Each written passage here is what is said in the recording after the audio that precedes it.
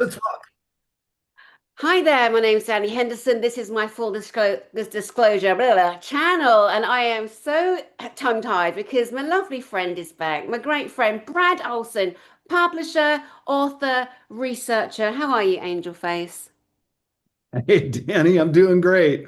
Always good to see your angel face too. Oh, thank you, love. And I just bless your heart because the bloody clocks went back in England on Sunday. Not in America, though. No one told America. So you've been sitting there over an hour, waiting for me to come on. So I can't believe it. You're such a good guy because a lot of people with ego wouldn't have put up with it. And thank God for you. And also, over these many years of your work and my work and the missions that we're on, for full disclosure, you've always been one that's never got into gossip or arguments or listening or joining silly gangs, and all of that nonsense has happened. But truly, you are a bastion, a strong person who really is a good leadership role model. And I sincerely mean that because so many people misbehave and get into arguments. I'm so tired of it. But you've never let yourself, so someone said, well, he's obviously CIA and FBI. And I'm like, well, what am I then? Are you CIA and FBI? I think I need No. to. It's so stupid. Well, you must be a drunk or an alcoholic or a drug addict then. Why? I'm just a normal guy. Exactly, exactly. And I'm calling it out. I just am, let's just all get along.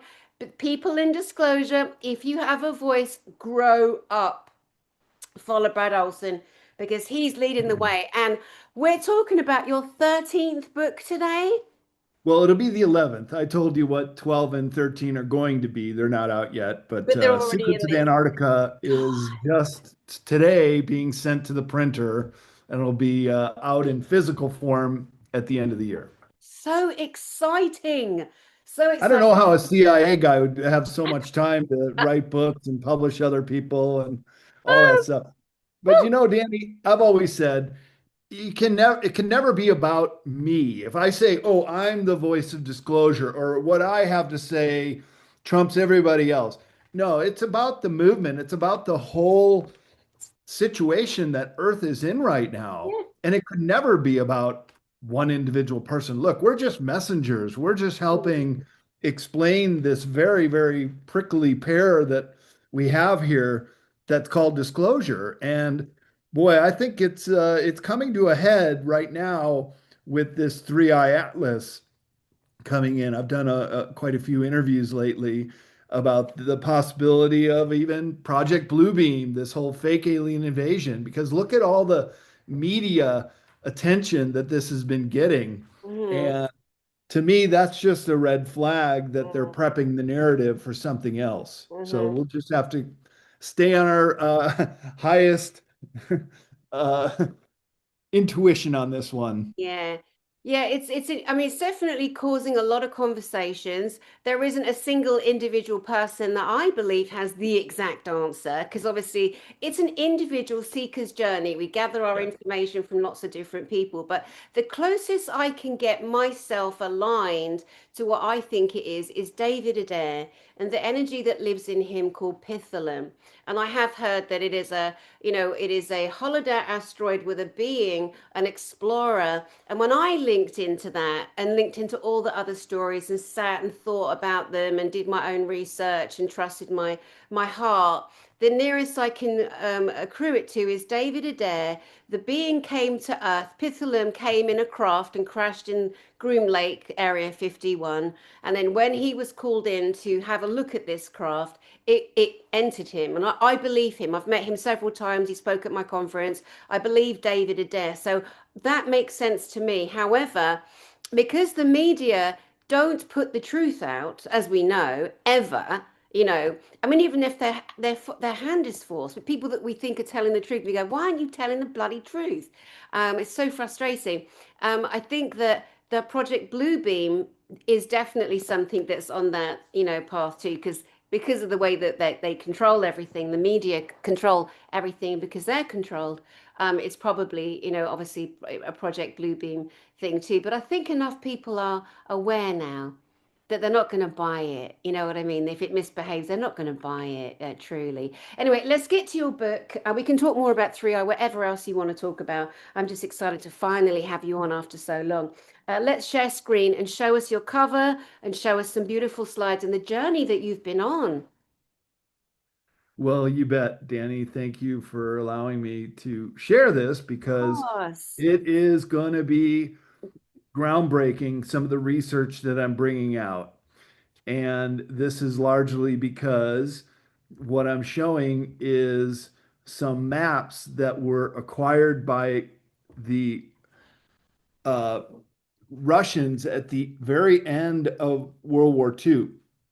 Keep in mind, the Russians were the very first to get into Berlin. So they had access to the Wehrmacht, the Army headquarters, the Kriegsmarine, the Navy and U-boat headquarters, as well as the Ahnenerbe Society. And that's a real enigmatic group that did all these studies about the origin of the Aryan people to the inner earth and underground civilizations. And they were doing all these trips to Tibet in the 1930s. Remember that movie, 7 Years in Tibet? It Hmm. is based on a true story with Brad Pitt, and they're mountain climbers, but that's not why they were there. They were there to collect esoteric information, which a lot of that I have in my 3 books in the esoteric book series.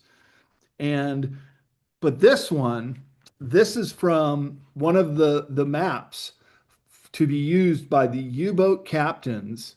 And you can see on the bottom there, it's stamped and signed official documents. And at the end of World War II, all of this stuff went to the KGB to analyze. Well, when the Soviet Union collapsed in the early 1990s, you could show up in Moscow with a suitcase of hard currency and they would go into the KGB offices and get you what you wanted. So a lot of the, well, some of the best alien autopsy video is available now on the internet, as well as UFO crash sites shot from different angles, 2 different photographers that filmed it. And then the Antarctica stuff starts coming out. And so there was this journalist named Nikolai Subotin, who just started doing videos in the last couple years based on a lot of this information that I'm showing in this presentation and in my book. And he goes through a stack of these maps right here. There were over 500 printed, and he had a stack of about 28. And he's going through them, and you can see that they're authentic, that they were only for the captain only, and they came from the Oberkommando der Hesse, the OKH headquarters in Berlin, where the Ahnenerbe Society had their all their stuff, and they were trying to get it all out of there. They had hundreds of thousands of volumes of books at the end of the war, and they were seen trying to get all this stuff out, but they couldn't get it all out. And so some of this stuff had been collected and put together. So what we're seeing here in this slide is the very exact U-boat instructions in German to follow to go to this inner Earth realm. Now let's just talk about inner Earth for a second. A lot of people think it's a hollow Earth and could be, and there are other documents that suggest that. But inner Earth could also be just right under the ice, because as you know, in my presentation on Antarctica at GSIC a couple of years ago, I showed how Antarctica is the most volcanically active continent in the world. So you have the propensity to create these large under ice domes. And in my new book, Secrets of Antarctica, you also have the scientists that are doing the scans of the polar plateau and finding it's a whole different world down there. Hmm. Because when you combine it with this geothermal heat and the covering from the harsh atmosphere above, which is nobody's ever been able to live in Antarctica before modern bases came down there. There's no trees, there's no bushes, there's hardly anything ever green down there. And as you know, I went down on a sailboat about 7 years ago. Yeah. And so I've been looking at Antarctica from every angle with all the research available and finding that there is this whole world down there. And here's these maps showing that the Germans, in their very exact way of measuring pitch and angles and distance, give us the exact coordinates to find these underworld uh, empire, which they called the Lighthouse of Agartha. And Hmm. here are those very exact directions for the Kriegsmarine and the sailing directions in the notebook of Lieutenant Colonel Wolf. This Wolf notebook was another artifact that this Russian journalist started putting out these notices for. And you know the Germans, like I do, they're very exact with their measurements. There's no real Yeah. there's no fooling around with their numbers and everything else. And here you can see those exact numbers for getting in there. Hmm. So I've been working with this great um, research assistant who's helped me to navigate a lot of this stuff. And we have determined using Google Earth and these maps the exact location of this underworld, this lighthouse of Agartha. Because Wow. there was another document that said, um, not only in words, how to get to this location, but it said when the crew and the captains reach the lighthouse of Agartha, it even says that in words. Let's see, we'll find it here. Yeah, there it is. When you arrive at Agartha, the lighthouse of Agartha, here it is in German in the original document, then you pull out packet number 3, and that explains how the captain and crew are meant to get along with the people of Inner Earth, the people of Agartha. So, I Wow. mean, this is just the smoking gun here, Danny. God. This is just absolute proof positive that the Germans made their way into this underworld and Yeah. they mapped it with a whole other ocean down there, a whole sea. And I've been looking at this with the maps of what Antarctica looks like without the ice and finding there's some similarities. That here's New Schwabenland, Mhm. including the New Berlin base and all sorts of other things that are mentioned here. Let's make the point here, Brad, that years ago when you went on a boat down, I was telling my nephews about you today when I was dropping them home, that I was rushing back to meet with you, and that you've been to Antarctica on a sailboat, and they loved the bit when I said he's 6'7" and he got very, very sick, and it was amusing to two little boys. But the fact is, what blew my mind about you doing that trip all those years ago is that it was from you that I learned about all the German names, New Schwabenland, New Berlin. I included that information in my last presentation in May in England at my last JISIC because it is mind blowing. And now you've gone even deeper and even further. I mean, surely at this stage you are possibly the number one authority on new information in Antarctica coming out, are you not? Would that be fair to say?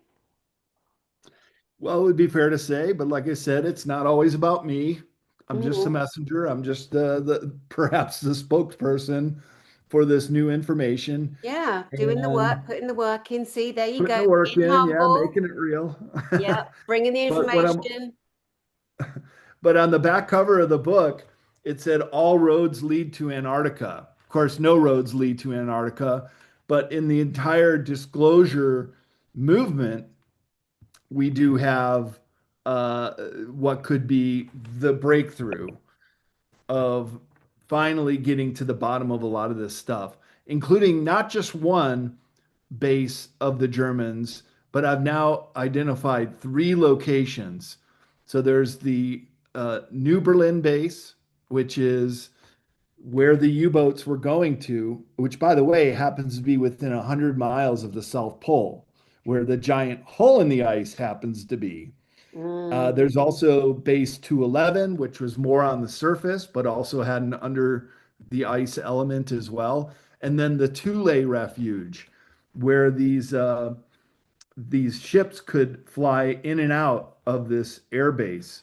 And this is a schematic of what this mostly underground base would look like, including submarine pens, of course, in all of these bases. So it's really fascinating to think that not only did the Germans start to set up the New Schwabenland colonies before World War II broke out, but they were sending convoys of ships and submarines, including the Fuhrer's convoy at the very end of the war, with personnel, with staff. And here's one of the officers of the Kriegsmarine in the Fuhrer convoy. And then here are some of the enlisted men who had passports to New Schwabenland, wow. Base 211, and New Berlin. God. So it's just a whole world of what the Germans did after World War II. And keep in mind, when the victory was declared in Europe, called VE Day in May 1945, it was only the fighting forces of the German army, navy, and air force that surrendered. The Third Reich never surrendered, nor did the SS, which was this paramilitary group that was also in charge of the Ahnenerbe Society. So Mm, all that stuff gets shipped on down to Antarctica. But there's also a South America element too, because when I was on that trip 7 years ago, I was also going back and forth through Argentina, Chile, and some other countries. And I found that there are these huge micro nations, as John Lear described to me before he passed away, that with enough money and resources and corrupt governments, as there were in South America, they could create these large micronations in Chile, Argentina, and Brazil. So, mhm, kind of if you think about how the Vatican City is its own entity within the city of Rome, within the country of Italy, but it's its own thing. These mm, micronations are similar to that in that they have their own laws and their own mhm, dictates and their own privacy. And that this is also where a lot of material and personnel were moved to. So it's just a fascinating other aspect of history that, of course, they say that history is written by the winners. Yeah, our U.S. history and European history books do not want to tell you that a Fourth Reich rose from the ashes of World War II. mhm, And mhm, this kind of explains a lot about what's happened in the world and what has gone on since then. mm. Absolutely. It's incredible. Yeah, and it'll be it's very difficult for people to hear the truth because it means that they were wrong and they really shouldn't take it personally because we've all been lied to. Every single one of us for decades and generations. Great grandparents down to now, even before great grandparents. I mean, just go figure, it's ancestors. We're back here now to put it all right and to get it all out there. So nobody should be offended. They should get the ego out the way and go, wow, the work you're bringing here is it's mind blowing, and the research is clearly something you always do, which is go extraordinarily deep. It's really good stuff. Well done, Brad. It's brilliant. It's consumed my life for the last 2 years, but it's all worth it now that it's getting printed in its book in its final form. And I'm Ah, bringing out this presentation to share with the world, including in Germany, which I'll be going to in May, speaking at one of the largest conferences there. brilliant. Uh, What's it called? I'm all about sharing all the conferences. We've all got to come together. Let me know when you want to go on full screen, and I'll make a note that we're going to share the name of that conference too. sure, yeah, it's just called the Ultimate UFO Conference, spelled with a K. And I think it's near Frankfurt, Germany, in the middle of May next year. And Frank Jacob, who's also an excellent Yeah, I know Frank. filmmaker, I've interviewed him. researcher, and all this stuff. We're gonna do some side trips afterwards and go to the Wee Weaselberg Castle where they still have the Black Sun, Oh which my was the God. head of the SS. Yeah, I mean it's Oh, I still there, might come of out and course. join you. That I would hope you be like, do. It'll be yeah, great. We'll do a little field trip. yeah. And then they also Tanya Madenford, his girlfriend, they live down near Birch's Garden, And I know and her too. Years ago, a film I wrote, a film script and a TV series called The Agency. Yeah, I know her too. That's crazy. What a small world. It blows my mind how we all find each other. It's just crazy, isn't it? it is a small world. And get this, so I've been talking to them about all this esoteric stuff in uh, Germany and the the Ananurbe Society, which came up with these maps about the inner Earth from Tibet, and then they interpreted them in German about what that inner Earth would be all about. They were the only, in the modern history of the world, were the only occultic, esoteric society that was funded by the government. So, I mean, they were fully in on all this stuff in the 1930s and 1940s. And I would propose that they never really did go away. They just moved operations out of Europe to South America and Antarctica. But Frank and Tanya were also looking for the Vril hunting lodge. It's a Bavarian hunting lodge, and they found it. It's still there. So we're going to go check that out too. You might want to come on this trip with us, Danny. Yeah. Well, I've done 100 and plus paranormal investigations. And that's how I started out in the kind of paranormal angels and demons, and then obviously included ETs and my physical ET experiences. So, yeah, just need a lot of protection because there's a lot of death and still demonic energies and frequencies like to loosh, off those energy portals and ley lines because that energy does contain and remain if it's not blessed or so we've always got to be really careful in our research to keep the body safe. And we don't want any hitchhikers, as they're called. But wow, that's wild, wild. Yeah, really wild. And so I don't want to give away all of my material here because it's No. supposed to be a 2026 presentation, but Oh, I'll just show you one final one. Here's Nikolay Subotin, this Russian researcher, and you can see yes. him holding the stacks of maps. So it definitely shows the preparatory uh, providence of the authenticity of these documents. Mm. And might even be able to play this, or is that just still? I'm gonna put a video in here sometime, but it's him showing his research and finding this other stuff. Maybe Gosh. that's not going to play though, but essentially, this is all really new stuff that is coming out in 2026 in the new book and the new conference presentation. And Well done. Well done. Oh my God, I made some notes here. So let's see what I wrote. Um, Brooks Agnew. Obviously, we both know him. He's also I've met him years ago. Nice guy. Had him on my channel. I interviewed him. I think I forget the time is just vanishing. It's just time is going so quick. I think it was this year I interviewed him. It could have been last year. But he always had that wanted to do that adventure in inner Earth, going through the ocean, right? In that area, right? Do you he remember? invited me to go. Yeah, we Yeah. were going to work on this together. Right. That's crazy. And that was years ago in 20 or 21 at Rob Potter, God rest his soul, Mm. in Shasta when we were all there.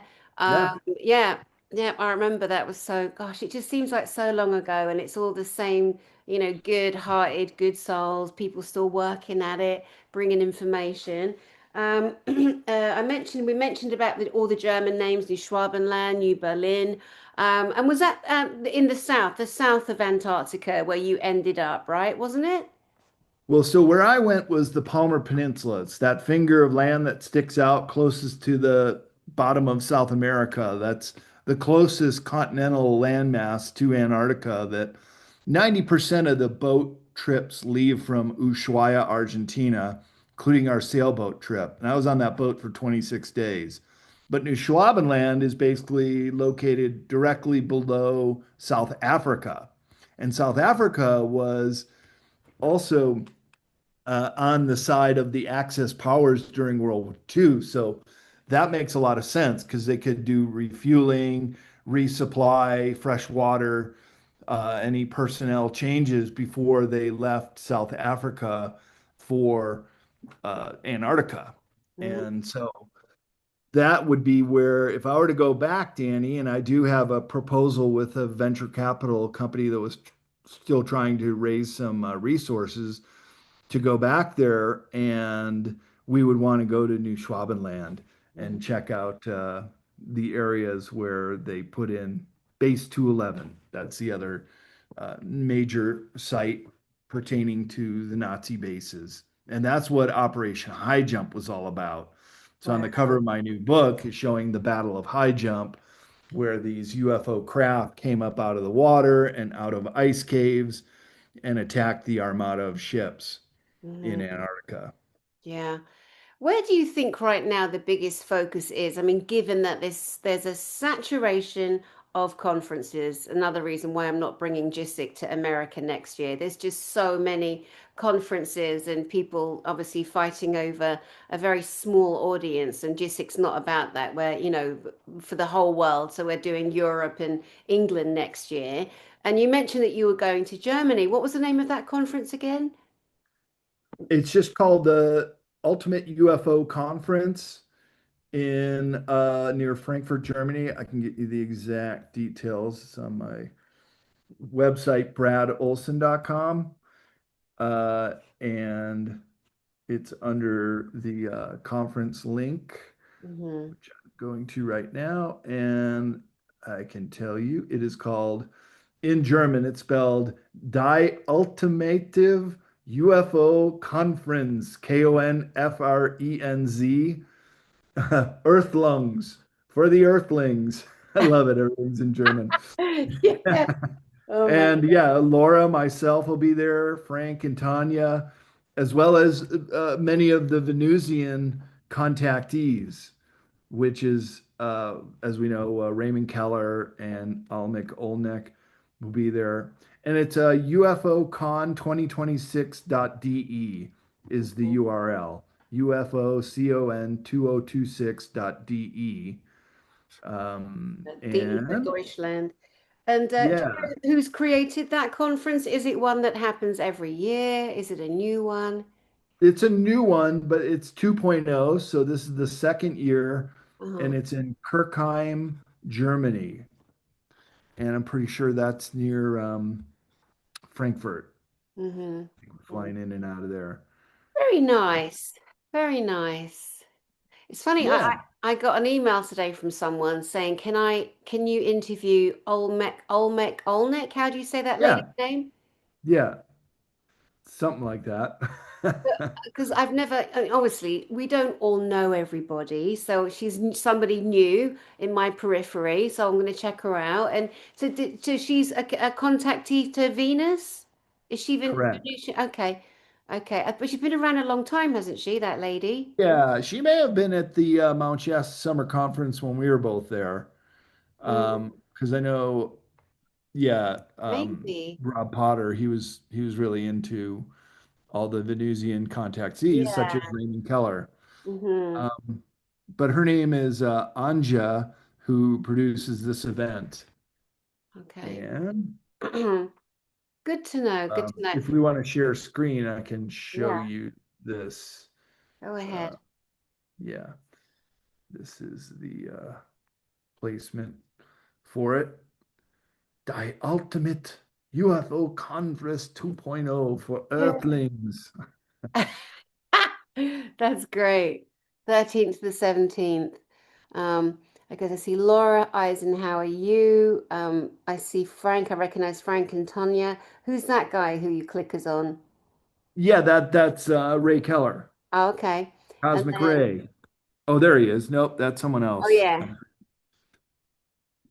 Mm, And then there's some people I don't know, but she's the producer, Anja oops.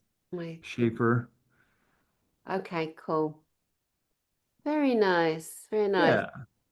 Yeah, There's more of a, I'm seeing there's kind of more of a balance of women as well, which is good. And it's yeah, important, for the balance of everything, but only for really good women and only for really good men, not just fillers. We got to bring all you know, bring all the truth and the true disclosure. Which definitely it's never gone so fast, never been so many people. And now the real kind of, strong hearts are coming to the fore, and people are starting to see him. And I've always said it's an individual journey. yeah, Worship no one, idolize no one. That's right. going back to the old God concept mindset.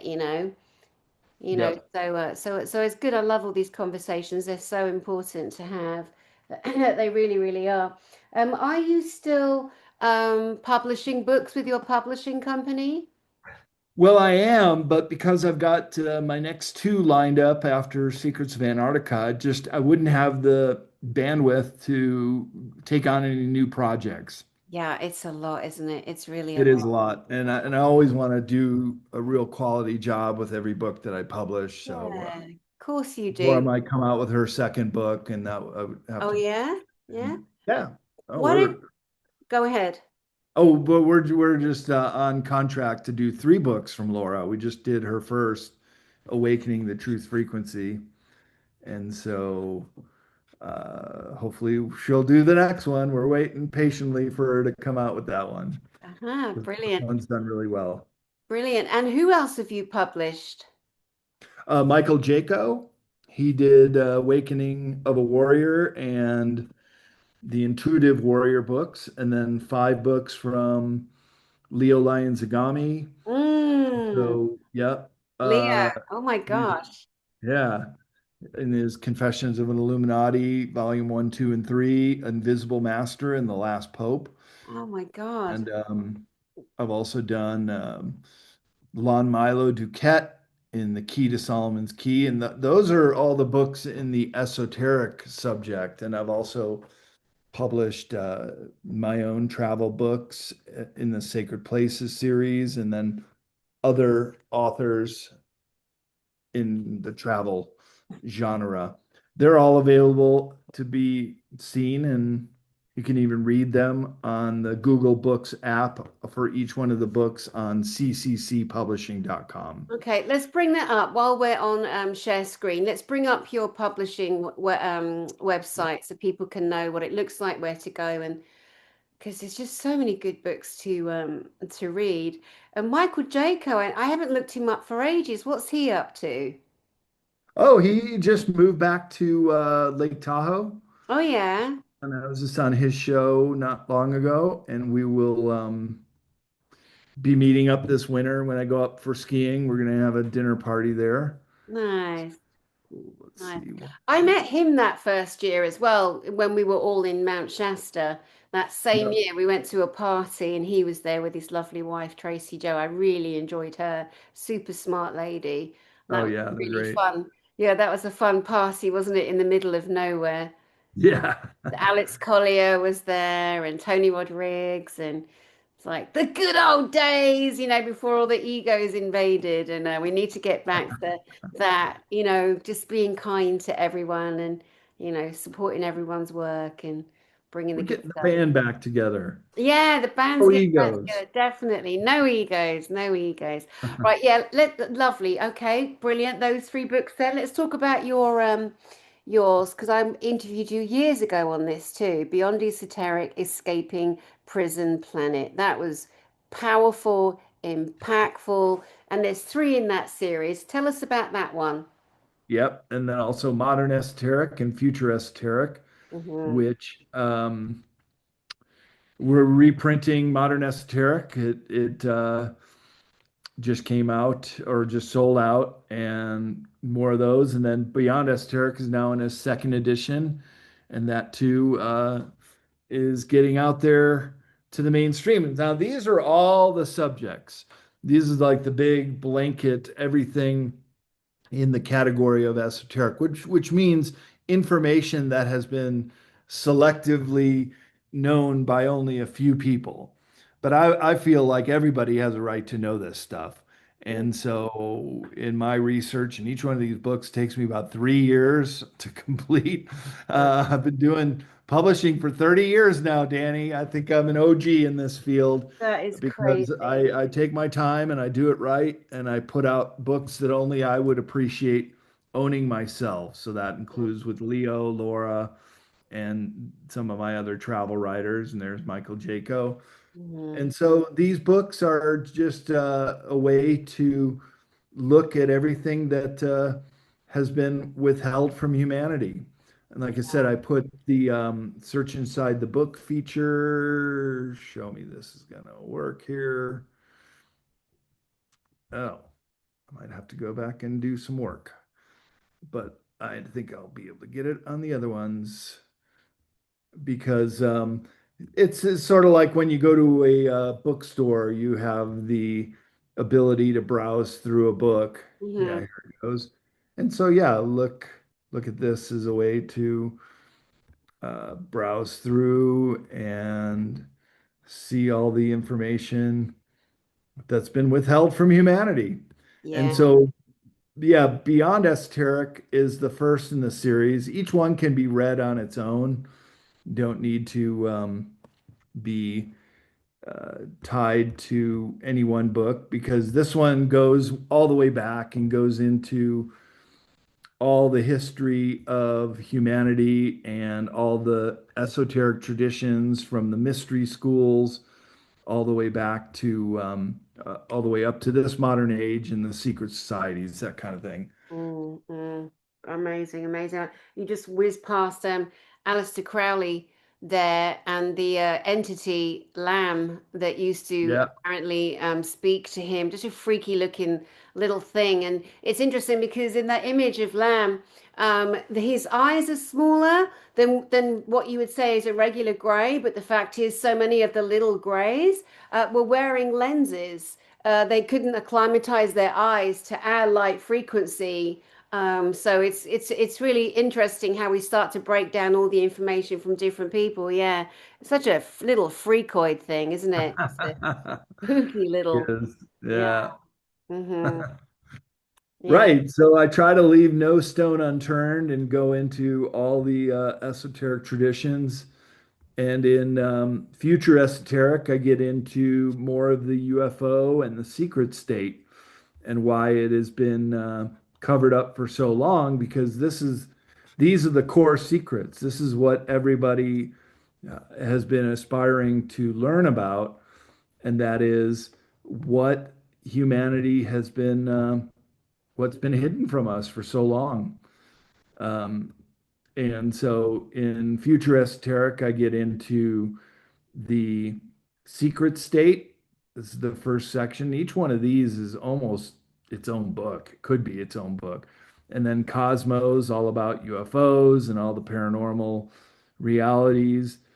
And then I'm a positive guy, so I want to end each section on a positive note. And in Utopia, these are suggestions for how we can have a better world when we get through all this nonsense with the cabal and the deep state, and hopefully pivot over to a better world where there is the end of money and we can end this enslavement through fiat currency and everything else that they've been doing to us on this prison planet, which is Hmm. a subtitle for Beyond Esoteric. So, yeah, I mean, thank you for bringing this up, Danny, because this has really been my the basis for my work for the last decade. And Yeah. this is what gets me invited to speak at a lot of conferences Oh my gosh. because I Yeah. get into, yeah, a lot of the deepest mysteries of humanity. I don't shy away. I take the kid gloves off. You're kid speak, and I'm kid gloves off. Exactly. Exactly.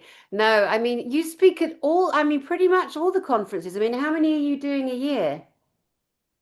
Like 10 or something? Oh 12? gosh, a dozen at least. Yeah. Yeah. Sometimes two or three a month. But now is kind of the quiet period through the holidays. But I'm flying out to the UK for the Bases conference in the middle of December, and Hmm. then I have one more in the Bay Area the Menlo Park Forum, which is kind of like a semi-private one. They Oh, keep Menlo wanting me to Park. come back for that. Oh my gosh. Okay, And wow. then they all Interesting start up area. again in 2026. Yeah, yeah, brilliant, brilliant. All right, we're ready to go back to full screen unless there's anything else that you want to share while we've got you here. Oh no, we can stop the share and Okay. Okay, brilliant, brilliant. So it's so interesting how like I was having a thought the other day. Well, it's funny. I spoke at the Glastonbury Symposium. Oh my God, what an honor. I mean, the money was terrible, but honestly, it was such an honor to speak there. I was invited to speak in July. And at the and I went, Nikki Allen came with me, the great, beautiful, angelic connector. sure, she's Yeah, great. love her so much. So much fun. We stayed in a we stayed we stayed in a haunted manor. We didn't know, we're both like clairvoyant. So I walk in, there's a man, this gigantic man, not as tall as you, but a gigantic man sitting behind the counter, lovely man.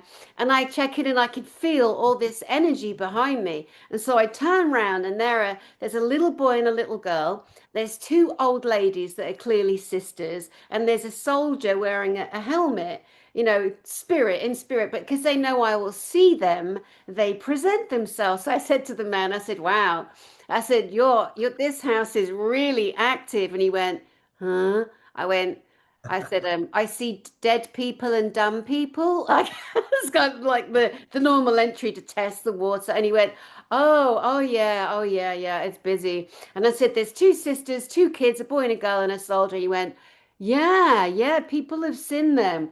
So anyway, so I check in, and then Nikki Allen pulls in about 10 minutes later, comes to my room, and she says, oh, this little girl just ran in my room and said, hi, my name's Daisy. So anyway, yeah, that was it. It was just amazing. Like it was absolutely jumping with spirits. Anyway, so we had so much fun at the event, so much fun at Glastonbury, such a beautiful, beautiful crowd, really old, old environment. And I've completely forgotten what I was going to tell you about it or why it even came to my mind. I don't remember. July. Who else was there? Oh, that's right. So on the day I was leaving, I couldn't get out of Glastonbury. I just couldn't get out. I was driving round and round and round. And anyway, I followed the map, and then there's a car in front of me going 20 miles an hour. I'm like, oh my gosh, this car's going so slow. But actually, the car was doing the proper speed limit. I thought it was 30. Anyway, so I very politely and gently went around the car, nothing else on the road but me in this car. Anyway, the road was blocked at the other end. So I turn around and I can see the black car turning around. He's already figured out. So I pull up, just wave to the person, and also to hope he wasn't offended that I overtook, but to say, yeah, you can't get through that way. And it was Miles Johnson. Oh, Johnston. Oh, Yeah, it great. was him. And it was so funny, like in this desolate road, there he is. But I saw him at a couple of other conferences I went to in England. So because obviously he lives here in England, I'm living in England now. And yeah, so he's. Oh, I was at the Origins conference with Hugh Newman and JJ Ainsworth last November. And theirs is coming up in a couple of weeks. I think this weekend is their conference, Origins, with Andrew Collins and some other great speakers, Armando and the two Italians that did the research with the SARS radar scan, which is great. I think they're all here this weekend too. So yeah, it's very busy on the conference circuit. A lot of really wonderful, wonderful people speaking, getting together, bringing their information. I mean, I think the thing I speak out most about is anything to do with grey ETs. Grey ETs and Draco and Sakar reptilians. I'm so massively against the horrors. To me, they're worse than the Nazis, and I do believe these things have happened. So if someone's promoting greys, I'm like, I'm sorry, we're not going to play together. Do you know what I mean? Like you got to have limits, I think, to what you'll kind of entertain. But pretty much anything else, I think we should be talking about everything. You know what I mean? And really supporting people, helping people. And like I say, everybody in disclosure, we need to grow up. We need to evolve. We need to stop assuming that you've the only voice here and the only voice there. And it's like, but it's great to have like for you, because of the Antarctica physical travel. I think that you can. say that at this point, unless you know of anyone else that's doing the level of research you're doing, I would say you're probably lead voice in this at the moment, but you'd never say that I am the leader in this field. I have made fire. Look at me. I am Brad Olsen. You're just not that guy, are you? Or you walk around going, I am a big deal. But you're certainly tall, aren't you? I certainly am in Earth terms, but I think if we were ever to make a connection with some ET groups, they're taller than I am, and maybe I'd be a good ambassador because I can look up to them. You could, absolutely. Yeah. You'd reach a few of them. You wouldn't be too far away. Definitely not. I just want to quickly cover something else you mentioned. Well, a couple of things. You mentioned the Keys of Solomon, and I know you've got a book on your list. The Keys of Solomon and the Vril building. Can you highlight a couple of areas for people that may not have heard of either, like what that is, what the intel is there that you have? Yeah, so the book Keys to Solomon's Key was written by an author named Lon Milo Duquette. It's available on the CCC publishing website as an ebook or a physical book. And it's basically about in the Middle Ages, there was an incredible amount of interest in this Solomon's magic, which I didn't really know much about until this book came to my attention and eventually published it. But it was basically based on Solomon's temple, which was originally in Jerusalem, and how the Middle Ages, with all the knights going there on the Crusades, were looking for this Solomon magic and the treasures of Solomon. And by all intents and purposes, it looks like the Crusaders found that, and that became the Knights Templar, and they became fabulously wealthy and powerful until the King of France and the Pope at the time had to take them down. That's why Friday the 13th is an unlucky day. That was the day that they went against the Knights Templar. But that information went underground and esoteric, and he may have even crossed over the Atlantic to North America and was a repository for their information there on Oak Island and other locations. So I won't give away the book too much, but it's all in there in the Key to Solomon's Key. It's a great book, still sells quite good for being 10 years old, but it's evergreen, and all my books are evergreen, meaning Yeah. that this information just never is dated or goes away. So the Vril, that's an entirely separate subject. And the Vril women wore their hair long, like you, Danny, and they were extremely telepathic and intuitive. And they went to the Bavarian hunting lodge near Berchtesgaden, Germany, which after my German conference, Tanya and Frank we're gonna go on a trip there. It's still there, and it is where these Vril women were receiving telepathic communications from Aldebaran right after World War One. So about 100 years ago, they're coming out with this incredible data, this information that the scientists like Victor Schauenberger said this is actionable intelligence. We can work with this. And this is how Germany became so advanced so quickly because they started with the Vril women getting this telepathic information that they then put onto the blueprints of some of their scientists and started creating their own anti-gravity craft. And so this is in my new book, Secrets of Antarctica, but also in the Esoteric series of books that the Germans became incredibly advanced very, very quickly. And perhaps if they had 6 more months at the end of 1945, they could have changed the course of the war because they had been creating these wonder weapons that the Allies were very well known. And Laura Eisenhower, in her book, Awakening the Truth Frequency, of course, her great grandfather was Dwight D. Eisenhower.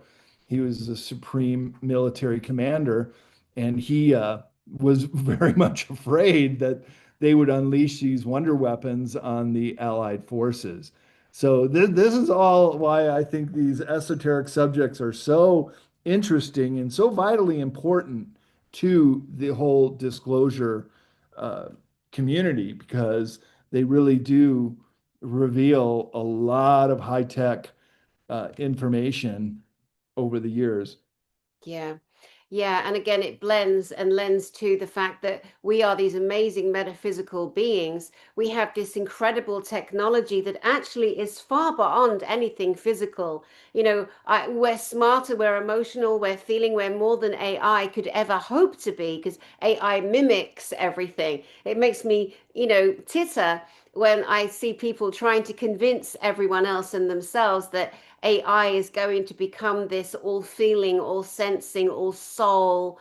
And I truly don't believe that. I mean, that's my opinion, and I am welcome to it. And again, I think going forward, those of us that speak out have to be very clear in what we're saying and thinking, but also open to being wrong. I've been wrong Right. several times, and I can say I was wrong, and that's okay. That's part of growing and evolving. I think if a person can't stand publicly and be okay with saying that, they have no business speaking, because if they're going to stick to a route, they're going to lead people astray. None of us have the right to do that, especially knowingly. So I don't believe that AI is going to become, because it's in the word, isn't it? Artificial intelligence, Right. and so, and we have souls, and it doesn't, but it will mimic. It's like I watch people, I go, the AI will tell them where they're already skewed, you know, and I've seen that several times. So I don't know. What are your thoughts on AI? Yeah, right now it's mostly just it's a language program and it's actually overbuilt. That's why several of the AI companies aren't really shooting through the roof. So right now it's great for search engine type questions. In fact, it's going to take over the search engines for its accuracy and quickness and more in-depth look at things. Here's an interesting little side note is that the one that was created by Meta, the parent company of Facebook, it had used all the books, the repository of books, some of which, including my own and the authors at CCC Publishing, were used. And there's a big open lawsuit against a class action lawsuit against Meta, and they used our material, and they Wow. shouldn't have. So it's Wow. kind of going into, yeah, also going into the realm of copyright. Yeah, that's why I might be named in this class action lawsuit against Oh, Meta. I hope you get a big payout, my love. It could be. I want to see people I know get massive, massive payouts for things. Those have worked so hard and, have been plagiarized or whatever, AI'd. Yeah. That would be so lovely and juicy to see, definitely. Wow. Yeah, see, taking information from where it's not invited, crossing boundaries, having no boundaries, you know, Right. it's not a great thing, is it?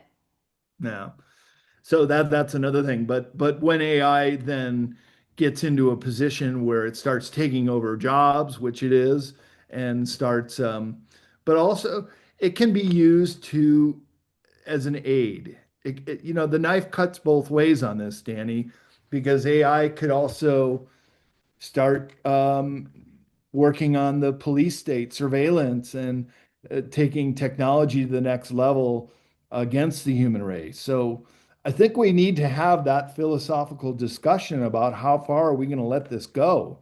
Mhm. Because if it does go too far, then it could very well be um, something that we need to keep in check. Yeah, yeah, it's crazy. It's crazy. Well, listen, it is always a joy to talk to you. You're always so positive, so buoyant. There's always so much going on in your world. I'm really excited about this presentation and new book. Tell us the dates, when it's coming out, and how people can get it, please, and anything else that you want to add. Sure. Well, the ebook will be available in about a week or two, as soon as I get it up available on cccpublishing.com. And if people want to find out my conference presentation dates, go to bradolsen.com, where the UFO conference is up, as well as when I'll be coming to the UK in middle of December for the Bases conference with Miles Johnston, who I basically used quite a bit of his information about the black goo. That be have to be a whole other discussion, Danny. Oh my But I God. have a and in my book, our discussion about what it is, because he's had a lot of people at the bases project interviews go up about the black goo, including Harold Kotzvela and David Griffin. And so Miles knows a lot about it too. And that's, of course, an island, South Thule Island down near Antarctica, where it was found. And that was the real reason for the Falklands War in 1982, was for the British to get their hands on the black goo. Yeah. But again, that's a whole other discussion, and we could leave it at that. But it's in the new book, and that will be available in physical form. You can pre-order it on Amazon right now, but that'll be shipping in the end of December. Uh-huh, uh-huh. Amazing. Do you know, you just reminded me earlier, I started to say, but then I went off. My ADD mind went off somewhere else. But I was going to say about Miles Johnson, he's got an unmistakable accent, a strong Irish accent there, and he's a real character. Oh, he is And a indeed. real snazzy dresser as well. I saw him at, I went to support my friend, Dr. Mangia Samantha Lawson. She basically turned the whole idea of black hole. So she calls it black hole principle. And for the last 10 years, she's been out there, kicking indoors and presenting her thesis and her work on black hole principle. And I think it was last year, maybe the year before in Milton Keynes. And he was at the same conference. It was the Ah, Alternative View, AView. So we had a little chat and a real snazzy dresser as well. And then today, I saw an interview, and you don't see him, you can only hear his voice. I'm like, well, that's Miles's voice talking to Max Spears, who was taken out right. 5 years ago, between 5 and 8 years ago. And I just started watching it right before I came on with you. I'm like, that's incredible. That is incredible that that is on. And Max is talking about the same thing. I really, am playing with the idea that doesn't matter what thought form you tap into, as long as you're tapped into one of them, whether it's aliens and ETs, or it's inner Earth, or it's this, or it's that, or it's that, that'll keep the mind busy as well. And delusions and the kind of the matrix, because even the ETs are inside the matrix too. I mean, we need to really address that, right? They're Yeah. not separate from. They can't just use the prime directive as an excuse. That's a bit too Star Trek for me. So we're right. So as we're all in disclosure, we're getting to points now where we're really leveling up, really expanding out. And so we should, shouldn't we? Yes, we should, Well, and I we love, will. huh? And we will. Definitely. Well, and I love how you do, and I love how you've like just kept so dedicated and just driven on. And now we've got this beautiful production on Antarctica, on Atlantis, on Antarctica. Atlantis is in there, though. Exactly. Exactly. Because it's all connected. It's so exciting, so exciting. Well, Brad Olsen, lovely to see you. Thank you so much, and I look forward to seeing you soon. Thank you, Danny. Pleasure to speak with you again. Thanks Brilliant. for having me. My pleasure. And to the beautiful audience, wow, it's Brad Olsen, everybody. Again, he's on my channel. Woohoo! So I'll put all the details for Brad underneath. You can go to his conferences, see his presentations, get his books, go and check out the other authors that he's published, and it will all be underneath this video. My name is Danny Henderson. I send you love from my heart to yours. And as always, guys, I will see you soon. Thanks, Brad.